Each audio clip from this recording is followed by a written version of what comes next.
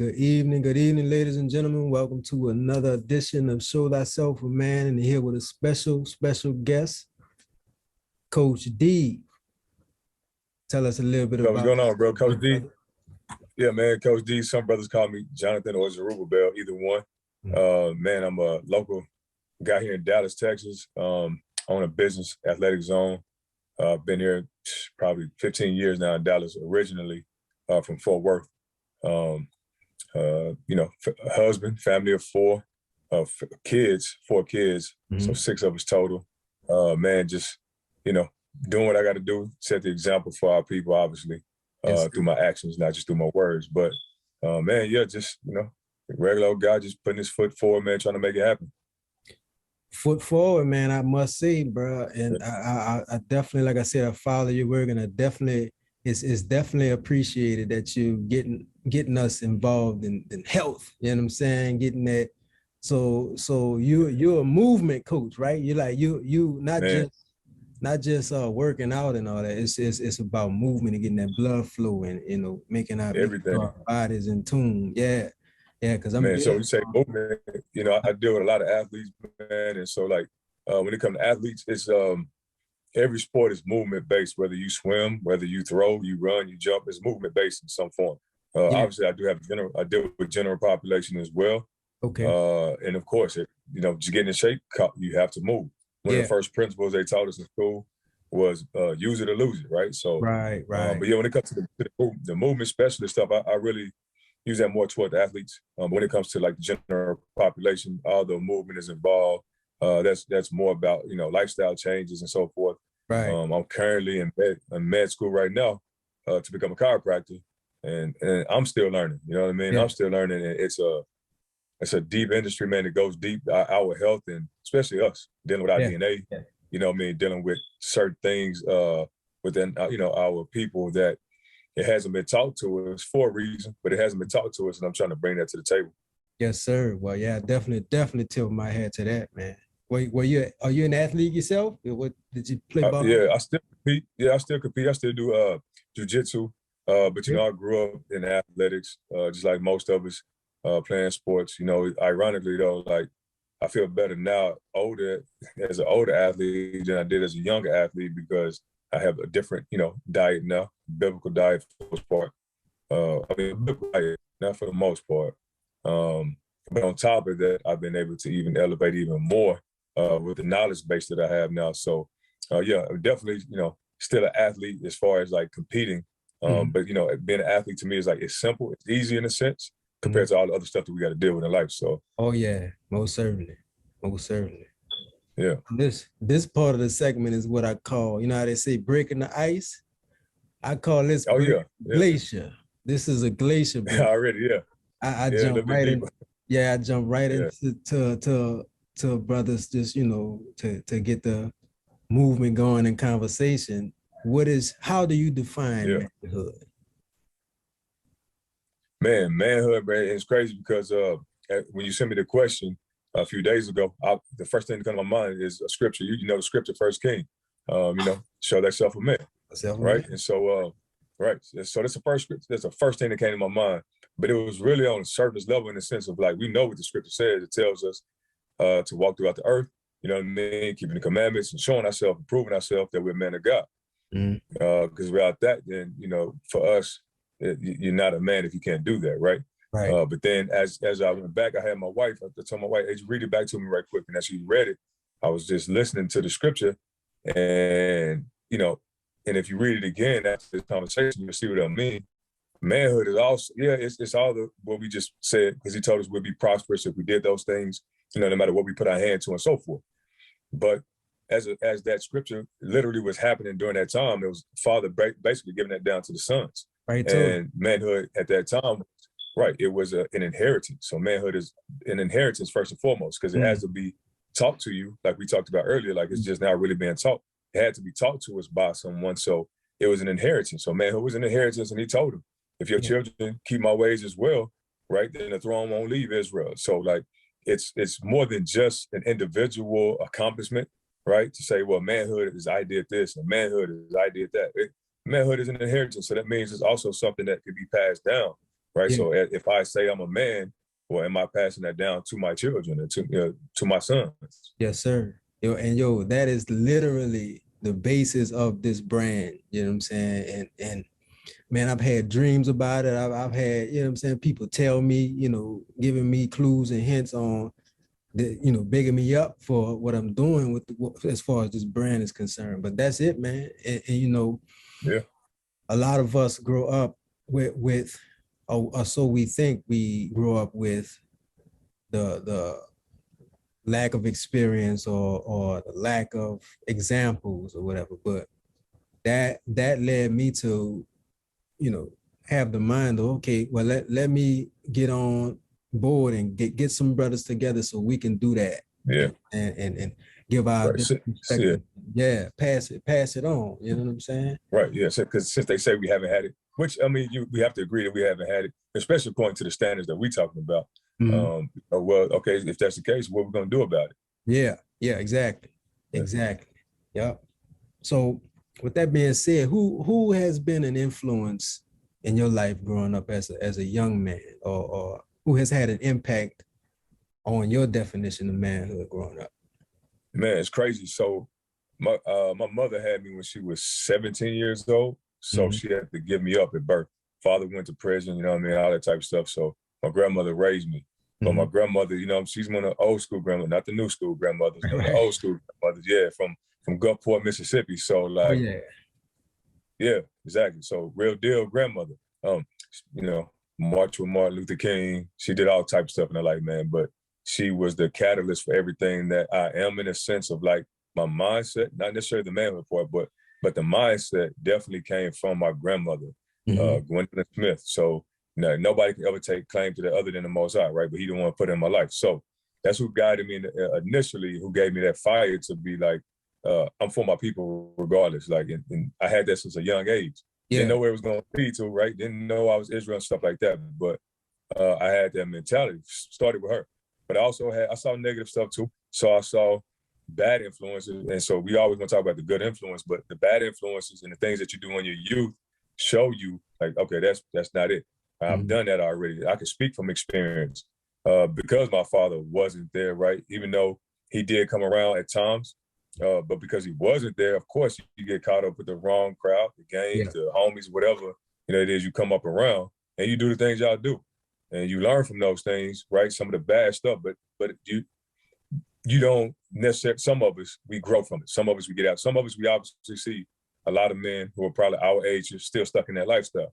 Right. But there's some Right. of us who saw it and we pour it away, we repent or whatever the case may be, and then we move forward. But now you can recognize certain things to be able to teach your sons too and your daughters. So as far as influences, that would be the bad side. The positive influences came from coaches, people who, yeah, they were getting the benefit from it. You running a football for them or you tackling somebody for them, but they are instilling, some type of structure, some type Right. of discipline, Right. some type of drive for you to want to be something other than what everybody else around you, is doing, Mhm. giving you some type of instruction in life. So coaches for sure.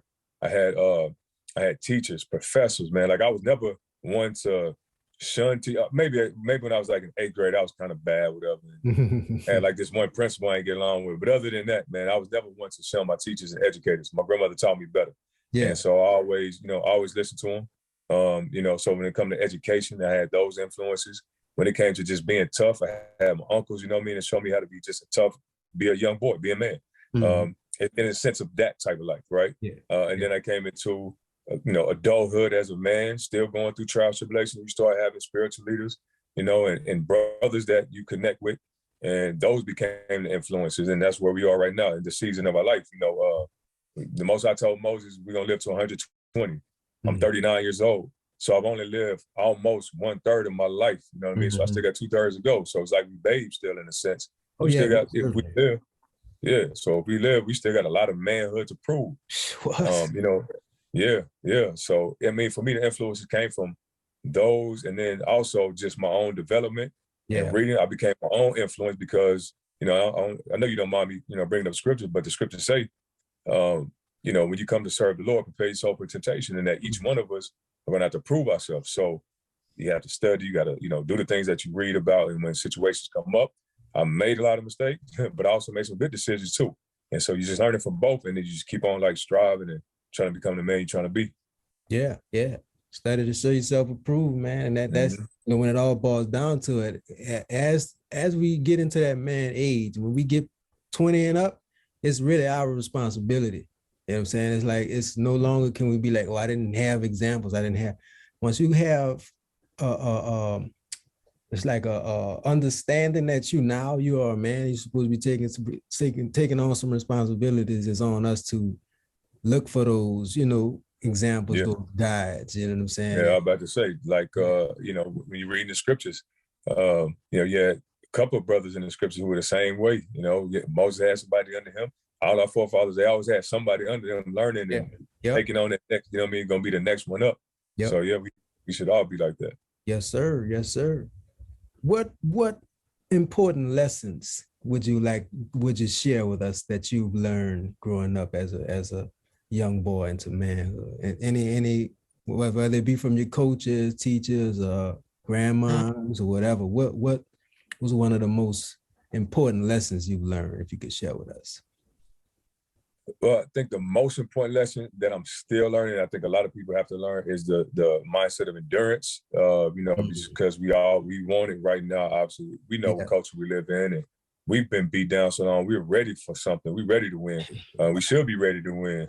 Right. But we got to understand what that means, and we have to understand like the growing pains is going to take to win. We can use analogies like Michael Jordan. We can see all the trials he went through in the beginning before he started winning championships. Mm-hmm. You can just look at any type of champion who had to work their way through the bottom to get to the top. Same likewise with us. So they take endurance. So he has strength, athletic ability, power, this, that, and the other. But he had to endure trials to get to that point, to get the championship. So for me, just looking back, if I look back at my life, I lived. I lived, man. I did everything I wanted to do, and supposed to do, not supposed to do. I lived. In those situations when certain things happen, at the moment it seemed like it's all over. Mm-hmm. But then you wake up the next day, and the next day, and the next day. It's another year, 2 years, 3 years from now. You endure from the situation, and you've seen obviously change from that point. If it was something bad, or you waited for something good to come around, and you worked, and it finally came. I've seen both sides of that. So endurance is one thing I would say that I've learned. But it's, again, if I use my coaches, for example, in high school, came in as a freshman, big eye, wide eye, not really knowing what's going on, had the heart of a lion, and just had to go through the process. And then, of course, you finally make varsity sophomore year. And after that, you hitting and running. But guess what? You start back over again when you go to college. Same thing. And it's just like that all over in life. Those cycles just keep repeating. Maybe in different areas of our life, but if you can endure, not give up, not be weak-natured, as the scriptures say, and just be strong and push through those things. If I had to tell another young man something like that, like what advice could I give him is, bro, you're gonna have to endure. Like you have to just go through it. Yeah. Because the latter end is what you're looking for. Yep. That's big. That's big. That's good info, man, for brothers to reference. You will survive. You're not. Yeah. You're gonna get through it. Look at what we've been through. We still here, bro. So, what that movie say, not easily broken. Yeah, we're not. Not easily broken, and enduring and trusting and loving the process, man. Loving the process is very helpful because we definitely, just like you said, we are living in a microwave society. We want everything popped in and pop right out. Now you got to let that thing roast. You got to let that thing sit in the oven, man. And just that's the better it marinate, the better the food. So and if I could speak to the process before we move to the next one, when you say the process, a lot of people don't even want to understand what the process is, and that's part of the problem too. Yeah, the lack of knowledge, right? So if we can understand why we are going through the process, that'll kind of help you get through it. It's like, okay, I know why I'm going through this, right? And I know why I have to endure, versus just telling them to endure. It's like, this is why you have to endure. You know what I mean? And giving them that hope, like this is what's on the latter end. But if you're trying to get there though, you still got to go through it. Yeah, that's big. That's big. That's info that we really don't receive as young men. Like, not only to Right. endure, but yeah, here's why you must endure. This is building not only strength but character too. So this is Yeah. this the type of stuff that make men men. You know what I'm saying? Yeah. Endurance Yeah. and clawing through it. You know. But yeah, that's big, man. I appreciate that. Yeah. Heard you say you married, right? You married. Yeah. Yep. Yeah. For me, likewise, man. We both a family of six, man, and Yeah, man. I know how it is. Never a dull moment. Never. If you don't mind The me older asking, they get, man. if you don't mind me asking, what's your squad look like? So I'll share. So I have three Yeah. boys, baby girl, and man, it's never a dull moment. So Yeah. Man, I have 2 and 2, 2 girls, 2 boys, 2 older, 11 and 7, or 12 and 7. And then I have a 5 and a 3. also, yeah, we pretty much in the same age. So Yeah. my oldest just made 12. Yeah. My youngest, no, my the next one is 8. No, 9. See, yeah, that's when you got so many kids, you go to losing. Yeah. But Yeah. so 9, and so after that, we have 7 coming up Friday, and the baby girl is 3. So yeah, we're kind of in the Yeah. same Yeah. They boat. close. They close. Yeah. Yeah. Yeah. So I You get already it. know, man. And I get hey, at it. least your boy, you got the boys first, bro. I got the Oh, girls first, man. I got the oh yeah. older. Yeah. Bruh. And they supreme protectors. You know what I'm saying? They Oh, come man. burning villages down. Don't touch it.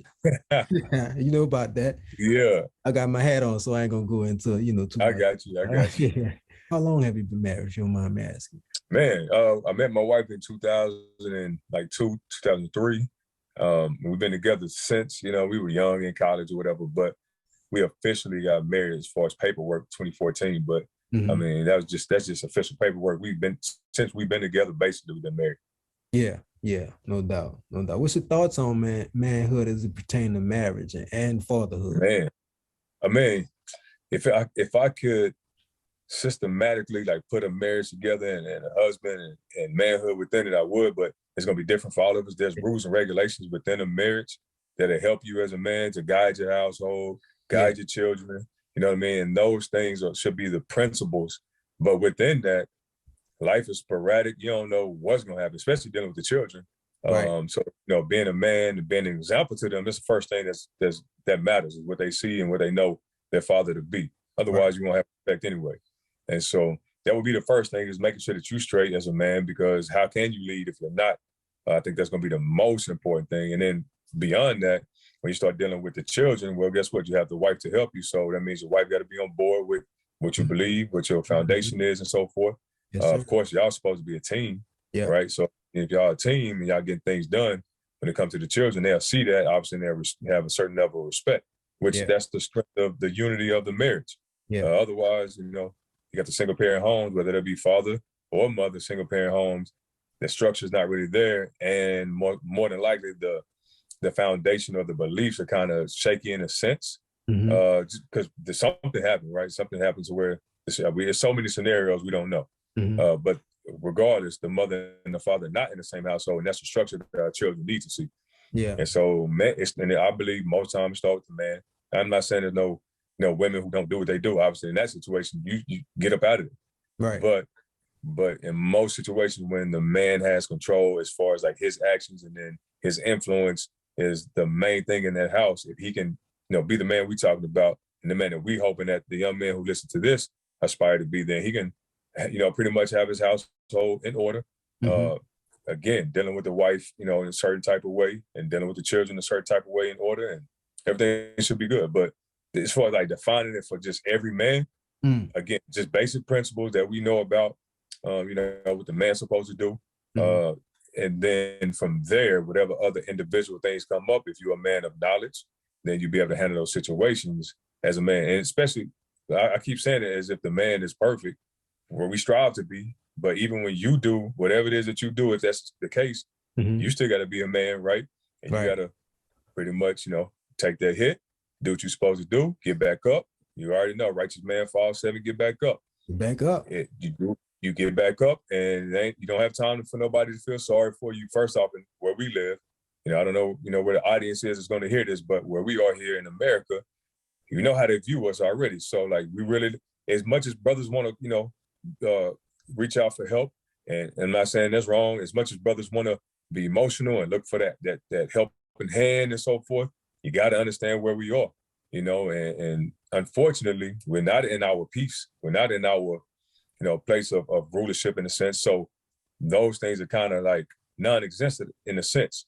So since we know we don't really have, I'm not saying we shouldn't strive for it, but since we know we really don't have that, as men, we got to learn how to just, as we would say, chalk it up, you know what I mean? Or just get back up and go handle your business, man. So, and a lot of us, we need that mentality because we don't have the examples. We don't see a strong man. We don't see a man that's setting an example on how to handle those situations the right way. Mentally, that's why our brothers breaking down and going crazy and so forth. But since we don't have it, we have to do as we've been instructed, which is to shake off the weak nature, right? And then show yourself a man and go forward. It sounds harsh in this day and age where we live in, but I mean, if you take this back to the time when men used to go to war, I'm talking sword against sword.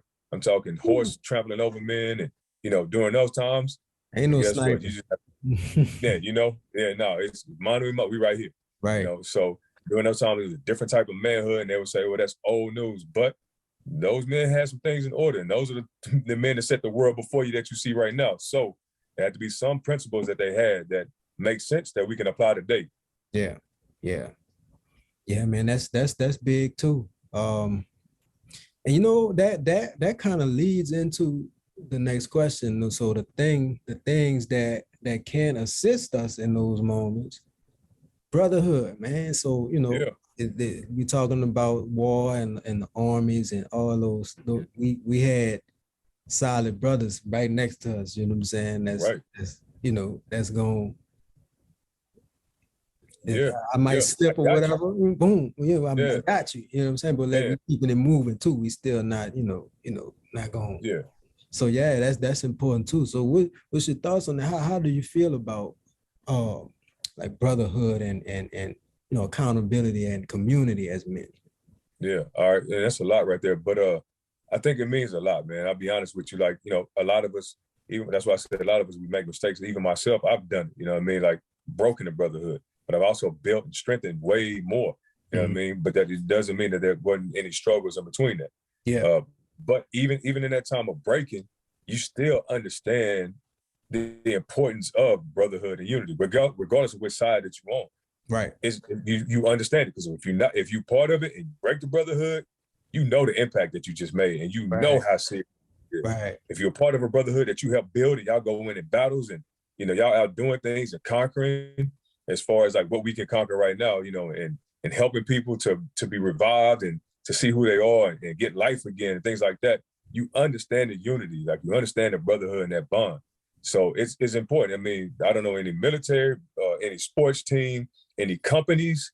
I don't know anybody that runs and operates that's successful that don't have some type of brotherhood or some type of unity. That's what it's based off. I don't care what direction you go, any type of movement that you see, there's some type of unity on a certain level. And we know, as is the head, so is the tail. So as a leader, so the follower. So that part of the unity has to be strong, and everybody else around them obviously will go. And so it's very important not just to have unity, but to have like the right type of unity, the right type of brotherhood. Because you can have men leading men the wrong way. You have men leading thousands and thousands of men the wrong way. They don't even know it, but they're gonna follow. Right. But then you might have a small unit just like the 300, right? Right. There you go. You got a small unit like the 300, and then they making moves and they getting stuff done because they are a true unit, you know. And so I think it's very important as far as brotherhood. And I think that goes into unity within a community, because you mentioned community. That's one of the hardest things for us to do, even though I think there's a lot of us who understand that principle, and we understand if we come together in banking, that we could do more. If we come together as far as our resources and spending dollars among ourselves, like we know about in Tulsa, Oklahoma, like we know about in Rosewood, like we know about in all these different places. We've seen the example, but something in us won't let us do it. You know what I mean? Like the unity, like we know it, but we just don't do it because we don't trust each other, because we don't all have the same faith, foundations, beliefs, and so forth. Everybody wants to be the head honcho, and it's hard to actually build that unity when you don't have, again, the right or proper leadership. Yeah. That's gold. And I once again, I got the hat on, so I can't go there. But you I know, got you. I won't go there. But it's to paraphrase, it's like that can't happen. You know, not Yeah, necessarily. yeah, You don't. yeah. I You know. know, it just can't happen. It's And we commonplace. you know, and Yeah, so but I also believe you do what you can do together though. You know what I'm right, saying? right. You know, if we Even we if it's a don't. small few. Yeah, like nations, if a nation is in trouble, all odds are put aside, and we're gonna fight this common enemy, or we're gonna, come together to build this common structure that's gonna suit all of us, And usually the case is usually that after that structure is built, after that common enemy is defeated, then everybody go their separate ways. But if Right. it's done without beef, then it is what it is until we Hey, all can, yeah. get on one We still accord. got the victory. Yeah, yeah, Right. And I think that's just the main. That's the angle, and that's what should be the goal for men in this society. Like, just yeah, for sure, for put your sure. stuff I follow aside. you. I follow you. You know what I'm saying? Like, put your stuff aside, because it's gonna be even this. I've had comedic brothers on. I've had, Right. but we all understand that there's something going This is on who. with manhood right now. Yeah, We gotta exactly. start paying attention, So Man, it's crazy because of about 4 or 5 years ago. I'm gonna say probably 5 years now. I had the luxury of meeting. Well, she actually came here, Queen Diambi. Okay. Yeah, so I don't know if you know her or not, but Queen Diambi of Congo, she just Oh was yeah. named the first female king. Yeah. Yeah. All right. So I would consider us, and I think she would too, close friends now, right? Yeah. And so we had conversations at that particular time, which shifted my mindset as far as how I viewed even us as a people. But so she was giving me the history of our people over there in Congo, and how we've always influenced the world, how we influenced every pharaoh that you've ever seen. Like if you look on Nat Geo, and they had the kings of pharaohs of Egypt, whatever type, you'll see that shawl on him. So she was explaining to me how they got the shawl, but she was explaining to me how the young men who were able to talk to the pharaohs, how they had to come up in that, the age of 12, to about 12 or 13, some at 11, but mostly at 12.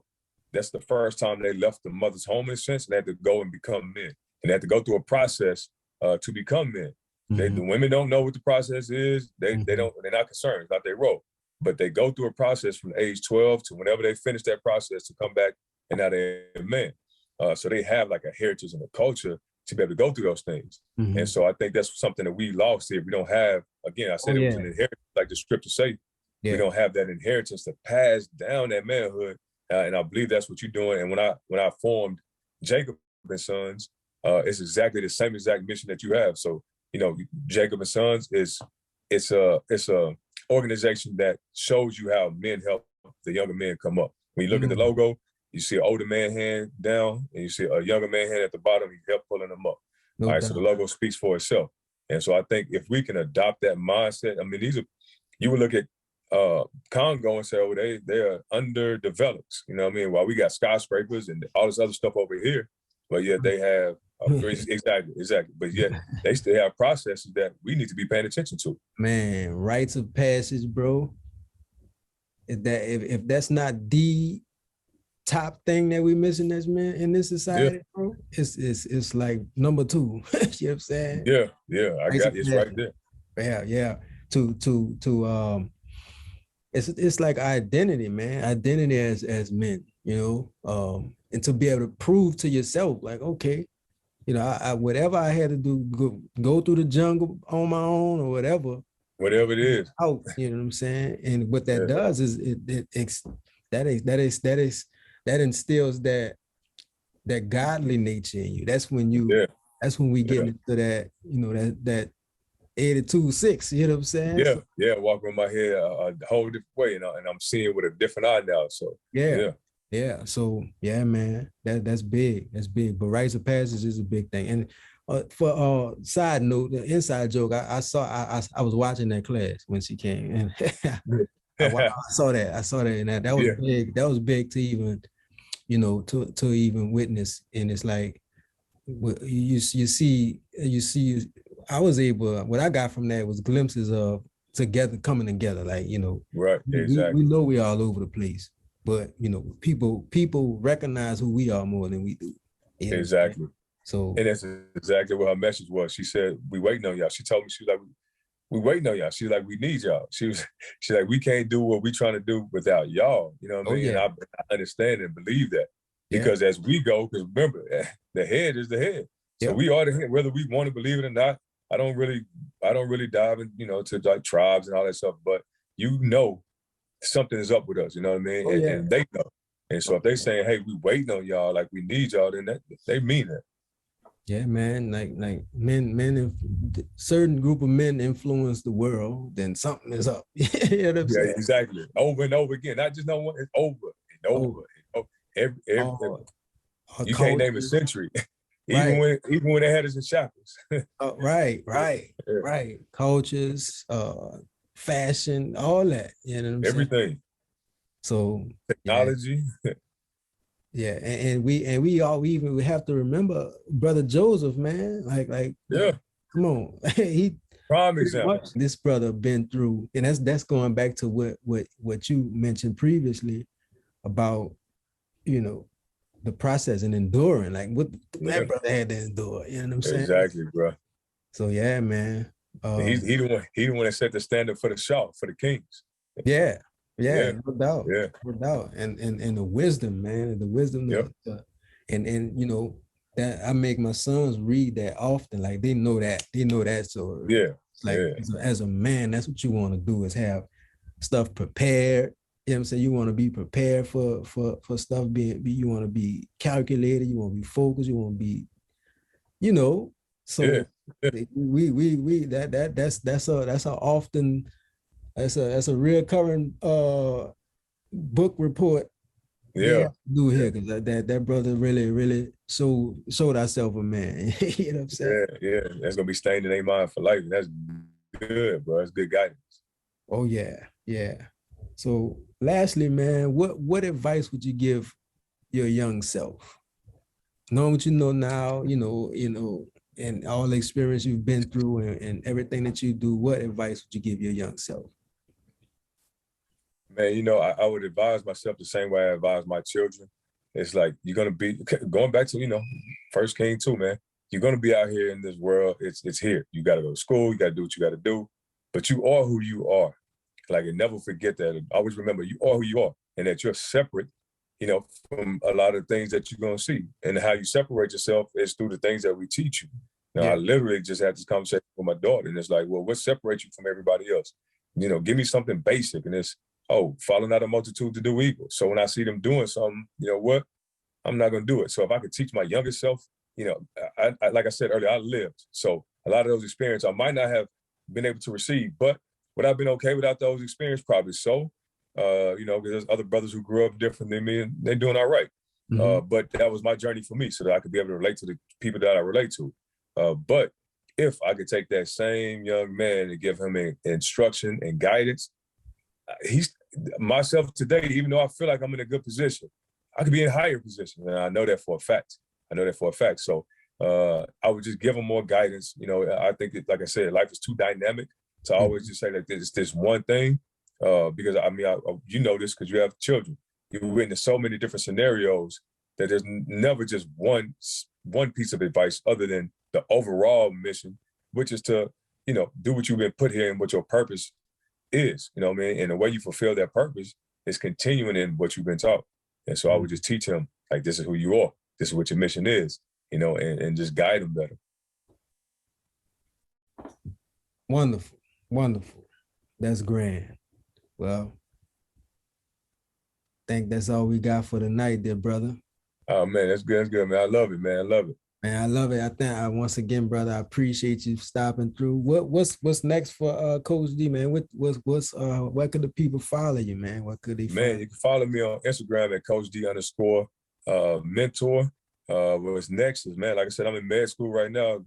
In 3 years, I stick to it and I endure through it. I'll be a doctor, man. So, we're gonna start. I'm really learning how to heal people right now. and that's a beautiful thing. So, and doing it naturally for the most part. Obviously, there's sometimes, somebody go through situations when they need surgeries or whatever. That's different. But I'm trying to heal our people, man. Like, I'm really trying to heal our people. I'm learning a lot more than I thought I knew. Like, there's a lot more information. And so with that, man, my next mission is just continue to help our people, but do it through healing as well, other than just the performance side of things. Yes, sir. Well, you're not trying, that's for sure. You're doing it. Yeah, we're doing it. Yeah, we're doing it. Most certainly, man. Proud of everything you got going on. And yeah, man. I look forward, man. I look forward to the future, man. We could chop it up again, man, later on. But definitely, man. Anytime, bro. Anytime I can support a cause like this, I'm gonna do it. Yeah. And actually, we were at one point in time we were thinking about moving to Dallas. But if we back and forth in Dallas, definitely will like to link with you in person and man. Come through. We can do a show at the gym. Yep. Oh yeah, I'm ready. So that we're gonna have to put that on the calendar then. There you go. Yes, sir. Well, I salute you, dear brother. Thank you. Likewise, bro. Thank you once again for stopping through.